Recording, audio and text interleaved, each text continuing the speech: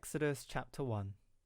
These are the names of the sons of Israel who went to Egypt with Jacob, each with his family: Reuben, Simeon, Levi, and Judah; Issachar, Zebulun, and Benjamin; Dan and Naphtali; Gad and Asher. The descendants of Jacob numbered 70 in all. Joseph was already in Egypt.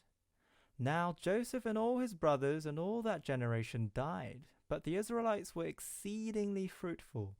They multiplied greatly, increased in numbers, and became so numerous that the land was filled with them. Then a new king, to whom Joseph meant nothing, came to power in Egypt. "Look," he said to his people, "the Israelites have become far too numerous for us.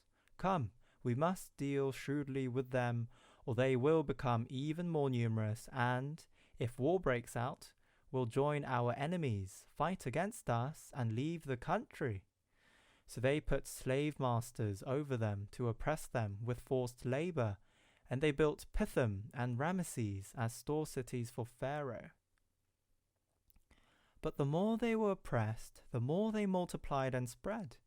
So the Egyptians came to dread the Israelites and worked them ruthlessly. They made their lives bitter with harsh labor in brick and mortar, and with all kinds of work in the fields. In all their harsh labor the Egyptians worked them ruthlessly. The king of Egypt said to the Hebrew midwives, whose names were Shiphrah and Puah, "When you are helping the Hebrew woman during childbirth on the delivery stool, if you see that the baby is a boy, kill him. But if it is a girl, let her live."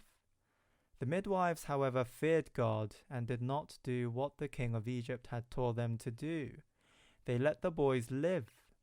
Then the king of Egypt summoned the midwives and asked them, "Why have you done this? Why have you let the boys live?"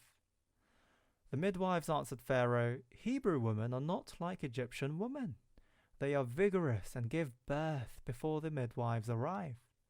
So God was kind to the midwives, and the people increased and became even more numerous.